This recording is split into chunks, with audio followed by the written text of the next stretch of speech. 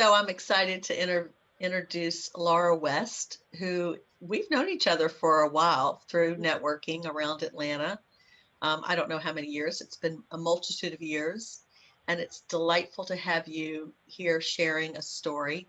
There's lots of coaches out there, and Laura really has a niche in her love of joy and her way of sharing joyful strategies for business. I mean, business doesn't have to be boring. If you're an entrepreneur, you really do want to, that's the whole point, right, is to tap Right. into your joy. So Laura is the CEO for the Center of Joyful Business. I love that. And she is an intuitive business coach. If you want more information, and I'll put this in the notes, but you can go to joyfulbusiness.com, and there's lots of goodies there that Laura has to share with anyone who wants more joy in their life. So thank you again for being a part of this. I love this series. It's a delight because I get to hear a new story every time I interview someone that maybe it's something, even though I've known you, I probably am not going to know the story. But I think that the real benefit to these stories is that they share, it's a way to really reach someone where they live and maybe where they have had fears of their own and challenges where we have, it's given us a pause, and then we have a decision to make about continuing on. And so Mhm. I love celebrating resiliency and being in having, finding your way to a triumph, however big or little that is. They're all important. So again, thanks for being on, and I'd love to Thank give you. you the floor. Thank you. I appreciate, yeah, I appreciate you inviting me here to share. The, I was trying to decide between a couple different stories, and then hearing your introduction, um, I'm going to share. There was like the pivotal point where I decided to start my business, which has been 20 years ago, and yeah, 20 years. And then and then about halfway through, I'm going to share the one about halfway through when we went through that crazy recession around 2010, Yep. 2009, and I had been in business for almost 10 years and was a really successful, well-known business coach, and was making about $250,000. I had this new marriage with this, anyways, and the two kids and things like that.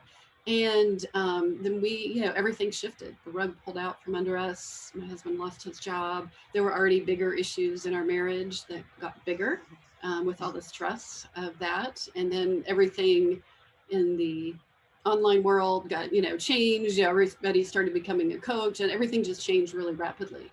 And so we really went into a tailspin in our marriage. Made the choice to leave the marriage, and we also went into a whole, I call it the financial devastation period. So we went into that, and so from that was a really frustrating point. Not frustrating. It was really a low point. Like there was so much grief and sadness and Mhm. dying dreams, things like that, that I had to deal with. But then I also had two boys, and I was really committed. Nothing like kids to help you find that resiliency, right? Yeah. Um, and then from there, I was thinking about the different steps that I've took, because I knew, I asked myself, do I need to go get a job? Was I asked myself all those life questions, and I knew that I was really committed to this business. I love being a coach. I love helping provide transformation for coaches and healers, to really put themselves out into the world in a way that really is aligned with their soul. And yet I was questioning everything. And then my energy went down. Right when your energy goes down, this, Sherry. You're so big about talking about that. It's like when my energy went down, my self doubt came in, Sure. um, and so then what I ended up doing was realize that the most important thing I could do right now was self confident was self care. Mhm. And so I just went on this plan of self care. And it seemed counterintuitive, like, oh my God, you're spending all this money when you're just starting, Right. going through Right. place. And yet it was the thing that helped me get the energy back, right? My energy back, my groundedness, my confidence. And then I simplified my business. and just started, instead of all these programs and products and things I had, I just went focused on getting private clients and building that back up. And then I joined a big community with another coach in her program. And I like slowly just started rebuilding the steps. But I was really committed to, I had to make the choice, right? Did I want to go get a job?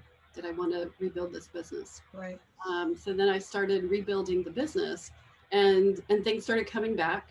And then I went to an event in DC that was right after the really big Women's March. This was an event with Marianne Williamson, and there was over 2,000 women, mostly women, in this program, and it was called Sister Giant, and it was all about like what can we do to help change the world? What can we do to make a positive impact? And really inspired. But I didn't have this like political inclination or any of that, and I thought, okay, why am I here? And then I realized, like, it was one of those light bulb moments. I'm like, oh my God, what if I could help those 2,000 women who were there, like in some way, have more confidence, market their business, believe in their passion projects, get their idea out in the world? Like, what kind of ripple effect would that have? And so that was, so going to places where you get inspired and fueled is incredibly important, I think, to the whole unstoppable process. Because from there, I left like as clear as could be. I was committed to helping coaches be successful and finding a way that did it in a way that honored us, that wasn't where we had to contort and try to be somebody else, with all these formulas and blueprints and things like that, but really finding a way to align with our soul nourishing strategies, and how do we get our voice and liberate our power so that we can really create the movement that we want to create in the world. And so, yeah, that was where I feel like I just crushed like 10 years into 5 minutes. Well, I think your message was loud and clear. And I think what I heard from what you said was it was your vision that you had.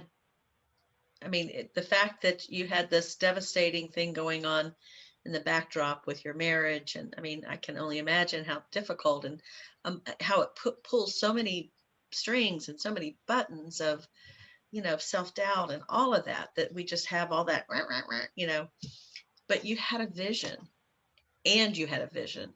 Mm-hmm. And that, and I think that was really brilliant that somehow your inner voice led you to that march, because there's nothing like being in an inspiration, around other inspiring people. The trick is, I mean, I've been at many seminars and you get super, pumped up, other people's energy. We can ride on that, and we have to have our own internal process and our own vision. So when we leave the 2,000 people that are like, Right. yeah, and they're all together, you have to know how to bring that back with you. Yeah. So And that was what was different, like I connected to it in a way that was, it was like an experience where I felt like my heart opened up, and it was like, this is what I'm here to do, and so there was no question about it. yeah, And so when I came back, there was no, oh my God, I get off the plane and I'm like, what was I thinking? right, It's like, yeah, this is really what I'm here to create. And this is where I can give my gifts to the world and help really make a positive difference, helping yeah, everybody else be successful. yeah, Yeah. yeah, Yeah. yeah. Two of the C's that I teach is clarity and courage, and you clearly have both of those in the story. So Yes. It takes a lot of courage. And, it really sometimes is. you do have to sit. Like I had to sit in the self-care and just do self-care because I couldn't even imagine it. I had lost my connection to what was important. Yeah, And I've learned that when I lose that connection, it's not a time to try to move forward, no matter how much you want to. right, It's a time to really sit and reflect, yeah, get the self-care, get the support you need, yeah, and then the clarity comes back. And yeah, the connection yeah, comes back. Yeah. yeah. Yeah, and self-care doesn't have to be, it's number one, it's not selfish. It's a necessity. And number two, it's not necessarily, it can be about going to the spa or getting a massage. So much of the time though, it's that going within and reconnecting back. That self-care is like self-nurturing and listening to ourselves. And you don't Mhm. even have to go anywhere for that. You can find a quiet spot in your home or backyard. I've Yeah. done self-care, that kind of stuff. Visualizing. I've done it in my car. I've like pulled over Right. because I realized my mind was spiraling in a direction that was not going to take me any good place. Yes. Yeah. Going out in nature, going to the park, being by the water for me is really Yeah. huge. Yeah. Yeah. Journaling, and doing things to help calm my nervous system. If it was, Hmm. network chiropractic or, whatever it needed to be, that's, massages, they really do help.